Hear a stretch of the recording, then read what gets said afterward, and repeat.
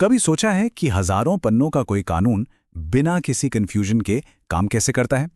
आज हम भारतीय न्याय संहिता 2023 के इसी ऑपरेटिंग सिस्टम को समझने वाले हैं।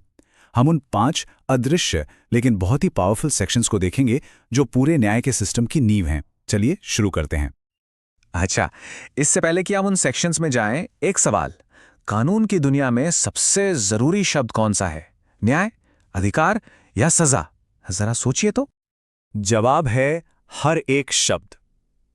देखिए, कानून की दुनिया में एक कॉमा भी किसी की जिंदगी बदल सकता है।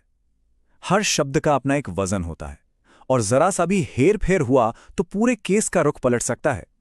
इसीलिए कानून की भाषा को बिल्कुल किसी मैथ्स के फॉर्मूले की तरह एकदम सटीक होना पड़ता है।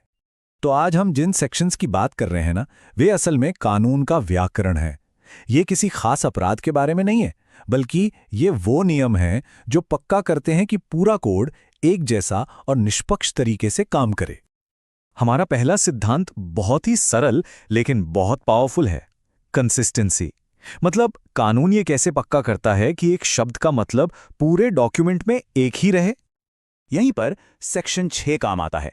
यह कहता है कि अगर संहिता में किसी शब्द को एक बार डिफाइन कर दिया गया है तो उसका वही मतलब हर जगह लागू होगा, जब तक कि उस जगह का कॉन्टेक्स्ट कुछ और ना कहता हो। जैसे अगर चोट की परिभाषा दे दी गई तो वो हर सेक्शन में वही रहेगी, कोई कंफ्यूजन नहीं।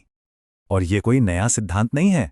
सोचिए, 1965 में ही सुप्रीम कोर्ट ने एक तस्करी से जुड़े मामले में यह फैसला सुना दिया था कि भाई एक बार किसी शब्द को डिफाइन कर दिया तो उसका मतलब पूरे कानून में सेम ही रहेगा। यही तो कानूनी स्थिरता की नींव है। अब सेक्शन 7 इसी सिद्धांत को एक कदम और आगे ले जाता है। जहां सेक्शन 6 एक शब्द की परिभाषा को फिक्स करता है, वहीं सेक्शन 7 एक पूरे एक्सप्रेशन के मतलब को पक्का करता है। यानी अगर लोक सेवक का मतलब एक बार समझा दिया तो ये पूरा वाक्यांश पूरे कोड में वही अर्थ रखेगा। फिर 2003 में एक यूनिवर्सिटी से जुड़े मामले में सुप्रीम कोर्ट ने इस बात पर फिर से जोर दिया। कोर्ट ने कहा कि परिभाषाओं का मकसद ही पूरे कानून में एक रूपता या यूनिफॉर्मिटी बनाए रखना है। इससे यह तय होता है कि न्याय अंदाजों पर नहीं बल्कि साफ नियमों पर आधारित हो। ठीक है, तो अब हम जानते हैं कि शब्द कंसिस्टेंट है। चलिए अब एक बहुत ही जरूरी परिभाषा को देखते हैं। कानून की नजर में व्यक्ति आखिर है कौन? सेक्शन 8 कानून को बहुत समावेशी बनाता है। जब भी संहिता में वह लिखा होता है तो इसका मतलब पुरुष और स्त्री दोनों से होता है। ठीक वैसे ही जब एक वचन का इस्तेमाल होता है तो उसमें बहुवचन भी शामिल माना जाता है। ये कानून को आसान और सबके लिए लागू करने का एक स्मार्ट तरीका है।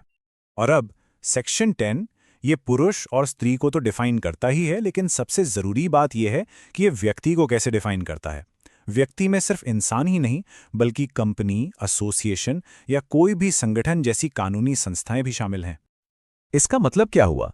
इसका सीधा मतलब यह है कि एक कंपनी पर भी आपराधिक मुकदमा चलाया जा सकता है, बिल्कुल एक इंसान की तरह। सोचिए, किसी बड़े फाइनेंशियल फ्रॉड या पर्यावरण को नुकसान पहुंचाने के लिए अब सिर्फ किसी एक इंसान को नहीं बल्कि पूरी की पूरी कंपनी को जिम्मेदार ठहराया जा सकता है। और ये कोई नया आइडिया नहीं है। अदालतों ने 1964 में ही एक ट्रांसपोर्ट कंपनी के मामले में यह साफ कर दिया था कि व्यक्ति की परिभाषा में कॉरपोरेशंस भी शामिल हैं। हमारा अगला सिद्धांत अपराध के 2 पहलुओं को देखता है, कुछ करना और कुछ ना करना। कभी कभी कुछ ना करना भी उतना ही बड़ा अपराध हो सकता है जितना कुछ करना। सेक्शन 9 कर्म और उपेक्षा के बीच का फर्क बताता है। कर्म एक एक्टिव काम है, जैसे किसी पर हमला करना। वहीं उपेक्षा या ओमिशन तब होता है जब कोई व्यक्ति कानूनी तौर पर कुछ करने के लिए जिम्मेदार हो लेकिन वो वैसा नहीं करता, जैसे एक डॉक्टर जो जानबूझकर मरीज का इलाज ना करे। इस बात को एक बहुत पुराना अंग्रेजी केस शानदार ढंग से दिखाता है। एक मां का फर्ज था अपने बच्चे को खाना खिलाना। उसने जानबूझकर ऐसा नहीं किया, जिससे बच्चे की मौत हो गई। अदालत ने उसकी इस उपेक्षा को हत्या का कर्म माना। यह दिखाता है कि अपनी कानूनी जिम्मेदारी पूरी ना करना कितना गंभीर हो सकता है। तो हमने परिभाषा, लिंग, व्यक्ति और कर्म बनाम उपेक्षा से जुड़ी इन मूलभूत धाराओं को देखा। लेकिन जब इन सबको एक साथ मिलाते हैं तो हमें मिलता क्या है? ये सब जानना इतना जरूरी क्यों है? सबसे जरूरी बात यह है कि ये धाराएं हमारे कानूनी व्याकरण के 3 मजबूत स्तंभ बनाती हैं।